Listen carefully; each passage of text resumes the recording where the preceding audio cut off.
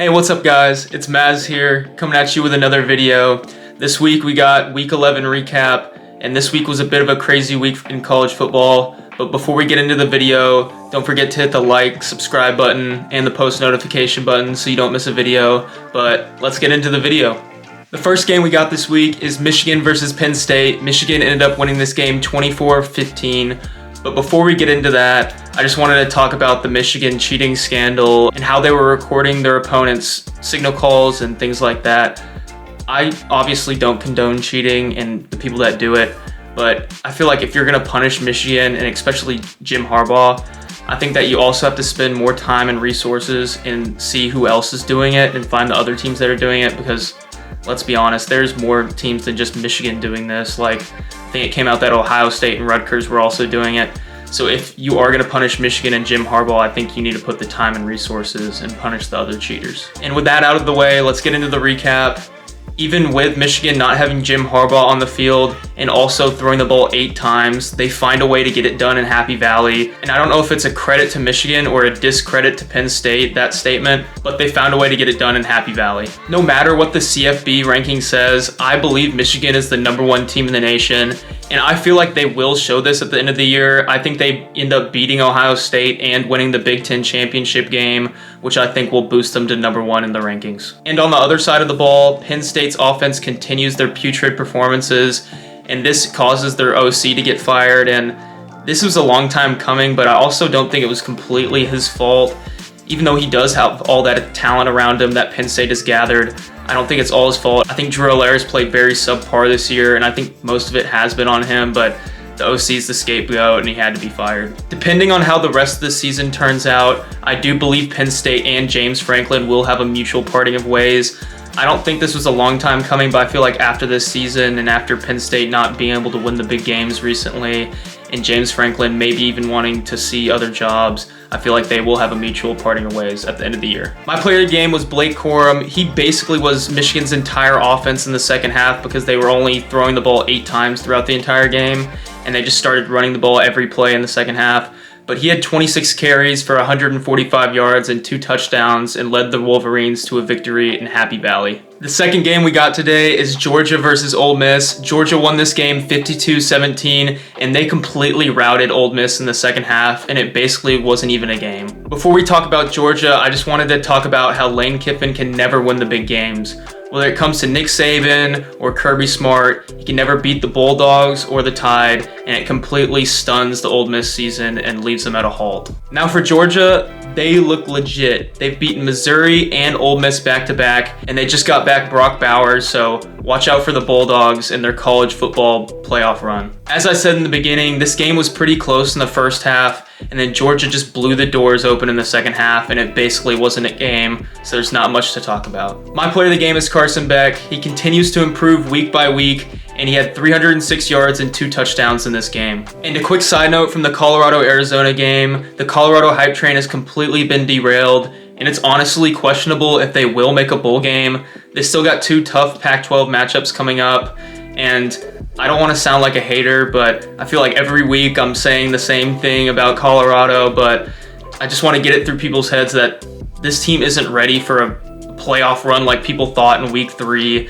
and they certainly aren't ready to become one of the contenders and continuous contenders in college football. The next game we got this week is Washington versus Utah. Washington won this game 35-28, and they barely were able to squeak by with a victory, and this was due to a Utah all-time collapse. In their last 4 drives, they had 2 picks and 1 safety, which helped Washington win the game. As I said in previous videos, I think Oregon is the better team than Washington, and I think we'll see this in the Pac-12 championship game, with Oregon taking their playoff spot and representing the Pac-12 in the playoffs.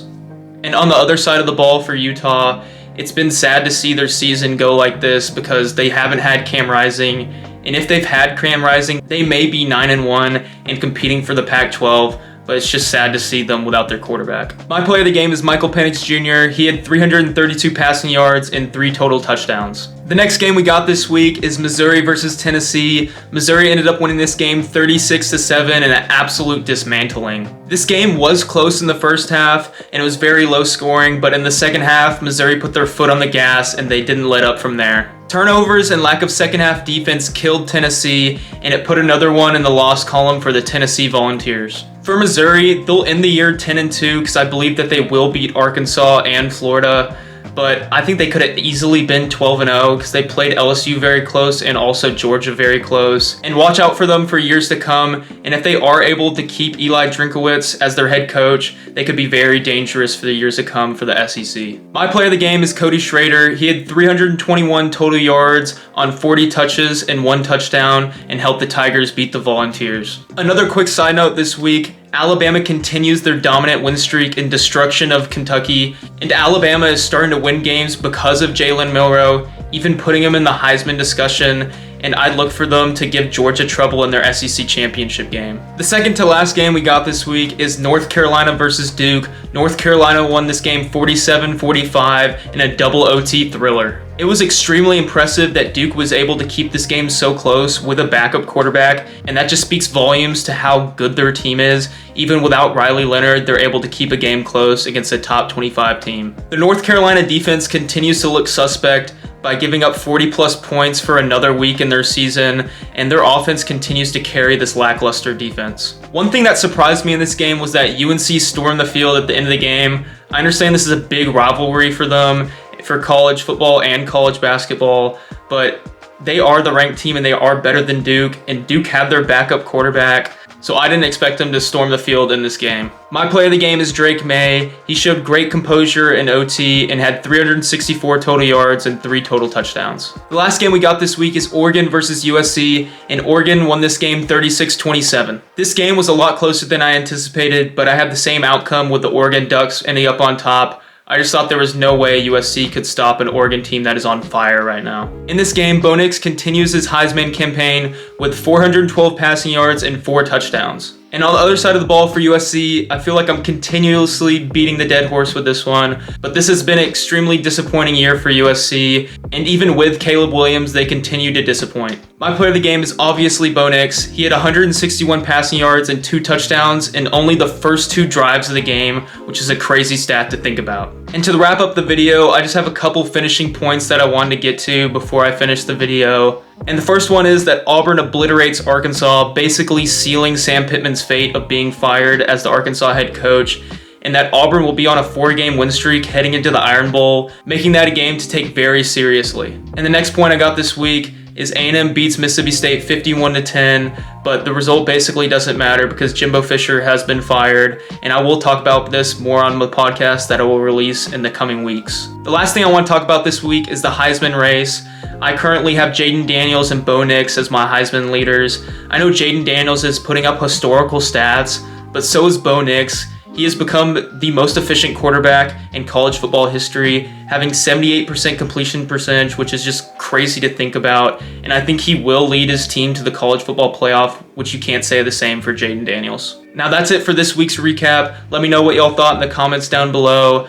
But don't forget to hit the like and subscribe button, and I'll see y'all in the next one. Peace.